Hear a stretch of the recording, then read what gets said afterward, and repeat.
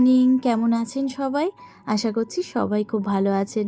রাইমার নতুন একটি ব্লগে আবারও একবার আপনাদেরকে স্বাগত জানাচ্ছি। তো এখন বাজে ওই 7টা মতন, আর এই 7টাতেই আজকে ঘুম থেকে উঠেছি।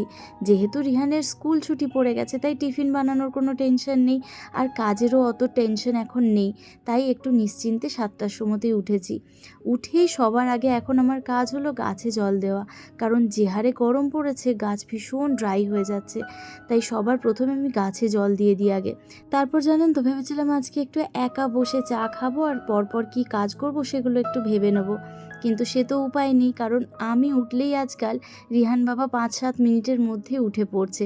তো সেই জন্য ওর পাপাও উঠে পড়ছে, তাই একা আর চা খাওয়া হয়নি, দুজনের একসাথেই চা করেছিলাম। আর চা খেয়ে নিয়েই আমি এদিকে ঝাঁটা দিতে চলে এসেছি। আজকে একটু তাড়াহুড়ো করেই ঝাঁটা দিচ্ছি, কারণ আমার রয়েছে ড্রাইভিং ক্লাস, আর সেজন্য না একটু তাড়াতাড়ি বেরোতে হবে।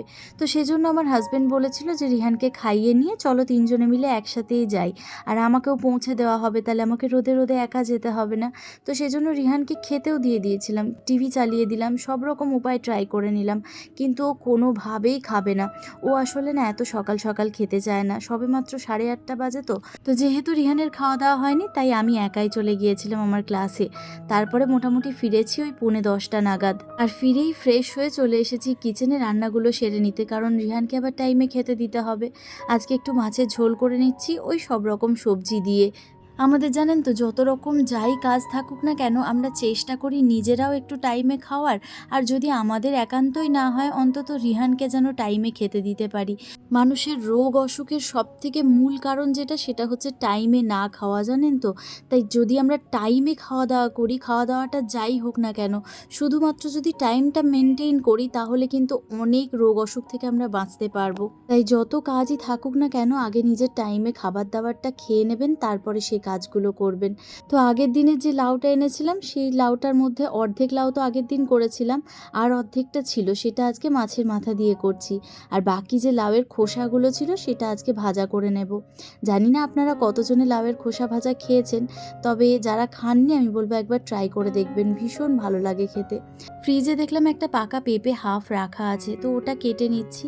পাকা পেঁপে জানেন তো শরীরের জন্য ভীষণ ভালো, আর আমি খেতেও খুব ভালোবাসি। এদিকে মাছের ঝোলটাও আমার হয়ে গেছে, আর এই রান্না করতে আর ঘরের টুকটাক কাজ করতে করতে বেশ অনেকটাই বেলা হয়ে গেছে। আসলে কি বলুন তো, ঘরে থেকে সব কাজ করি, তো মনে হয় কি ঘর থেকে যদি আধ ঘন্টাও বাইরে থাকি, তাহলে হয়তো আমার সেই টাইমটা নষ্ট হচ্ছে। মানে ওই টাইমে মনে হয় ঘরের অনেক কাজ হয়ে যেত। আসলে সংসারটা ভালোবাসলে যা হয়, কিন্তু কি করব, ড্রাইভিং ক্লাসটা যখন রয়েছে আমাকে যেতে তো হবেই। আর এই গাড়ি শেখাটা জানেন তো আমার অনেক দিনের শখ, রাদার আমি বলবো শখের থেকেও বেশি না জেদ। আসলে আমার মনে হয় লাইফে ক্রিটিসাইজ করার মানুষ থাকা ভীষণ দরকার। মানে যারা ধরুন আপনাকে সহ্য করতে পারে না, দিনরাত আপনার ভালোর জায়গায় আপনার খারাপটা আপনাকে ধরিয়ে দিতে আসে, আর আমাদের খারাপ ধরাতে ধরাতে আমাদের অজান্তেই দেখবেন আমাদের মনে একটা জেদ তৈরি করে দেয়, আর সেই জেদ থেকেই দেখবেন আমরা এমন অনেক কিছু করতে পারি যেগুলো হয়তো কোনোদিন ভাবিইনি আমরা যে করতে পারবো। এরকমই একটা ঘটনা আমার সাথে ঘটেছিল। আমার বাড়ির ভীষণ কাছের একজন মানুষ, কে সেটা বলবো না, তবে একজন আমাকে বলেছিলেন যে আমি যেহেতু সাইকেল জানি না, যেহেতু স্কুটি চালাতে জানি না, তো সেই জন্য 4 চাকা কোনো দিনই শিখতে পারবো না। এমনকি উনি কিন্তু আমাকে সোজাভাবেও বলেননি বা ভালোভাবেও বলেননি, উনি যথেষ্ট ব্যঙ্গাত্মক সুরে আমাকে এই কথাগুলো বলেছিলেন। তো সেই থেকে না আমার একটা জেদ তৈরি হয়ে গেছিলো। আমার মনে মনে এটা বরাবরই ছিল যে আমি গাড়ি শিখে দেখাবই, যতই আমি সাইকেল আর স্কুটি না পারি। তো সেই কারণেই ড্রাইভিং ক্লাসে আমার ভর্তি হওয়া। আশা করছি আপনাদের আশীর্বাদে আস্তে আস্তে শিখে যাব পুরোপুরি চালাতে। এদিকে রিহানের স্নান হয়ে গেছে, আর ও গামছা পরে আমাকে দেখাতে এসছে যে ওকে কীরকম লাগছে দেখতে। আমি আসলে ও গামছা পরলে ওকে ভীষণ আদর করি, তো সেই জন্য মজা পায় ভীষণ। তো আপনাদের সাথে গল্প করতে করতে অনেক কাজ এগিয়ে ফেলেছি আমি। আজকে যেহেতু শনিবার ছুটির দিন, তাই জন্য আজকে এই ঘরের চাদরটা চেঞ্জ করে দিলাম। এই চাদরটা জানেন তো আমার ভীষণ প্রিয় একটা চাদর, আর সামনের সপ্তাহে আমার আসছে বার্থডে, তাই ভাবলাম আজকে এই ভালো চাদরটা পেতে দিই, কারণ এই ছোট ছোট জিনিসগুলোতে না আমার মন বেশ ভালো হয়ে যায়। আর দেখবেন সব সময় নিজের মন ভালো করতে অন্যকে দরকার পড়ে না, আমরা চাইলে ছোট ছোট জিনিস দিয়ে নিজের মন নিজেরাই ভালো করে নিতে পারি। তো চাদরটা পুরোপুরি পাতা হয়ে গেছে, আর একবার আপনাদেরকে ফাইনাল লুকটা দেখিয়ে দেব যে এই চাদরটা পাতলে কীরকম সুন্দর লাগে রুমটা দেখতে। আমার তো এই চাদরটা পাতলে মন সত্যিই ভীষণ ভালো হয়ে যায়। চাদরটা পেতে নিয়ে চলে এসেছি ড্রেসিং টেবিলটা ক্লিন করতে। এই ড্রেসিং টেবিলের চামচ থেকে শুরু করে ব্যাটারি থেকে কি না থাকে। তো এই জায়গাটা আমাকে মোটামুটি সারাদিনে 7 থেকে 8 বার ক্লিন করতে হয়। একবারটা শুধু আমি আপনাদের সাথে শেয়ার করি। ভাবতে পারছেন রিহান কিভাবে এই জায়গাটা নোংরা করে? মানে জানি না কেন ও সাজানো একদম দেখতে পারে না।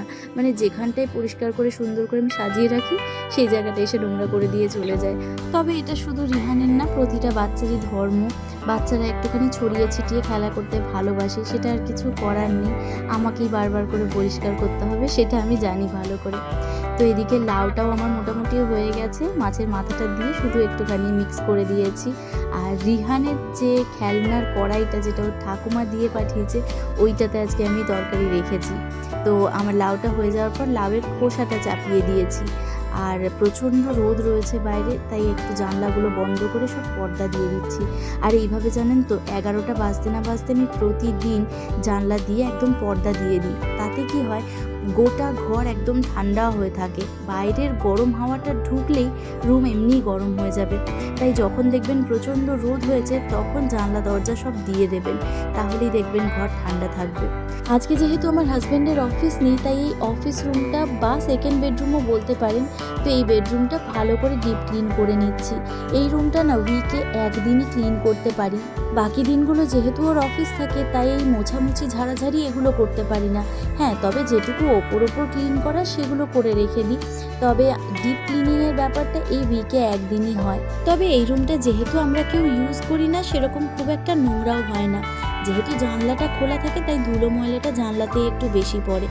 আর চাদরও খুব একটা নোংরা হয় না, কিন্তু ওই উইকে একদিন পাল্টে দিই, তারপর আর এই ঘরটা আমার হাতই দেওয়া হয় না। আর এই যে ঘর পরিষ্কার করতে এলেই আরেকজনকে দেখতে পাবেন, ও চলে আসবে চাদর পাততে গেলেই বিছানার উপর, আর এসে আমি যত পাতবো ঠিক করো তত নোংরা করে দেবে। তো ওকে কোনো রকমের রুম থেকে বাইরে বার করে রুমের দরজা দিয়ে তারপরে চাদরটা পেতে নিচ্ছি। আর যেদিনকে নতুন চাদর পাতি এত ভালো লাগে এই রুমটা দেখতে, কিন্তু চাদর পাতার সাথে সাথেই রিহান এসে সব নোংরা করে দেয়। এই ঘরটা ডিপ ক্লিন করা হয়ে গেলে আরেকবার রান্নাঘরে যেতে হবে।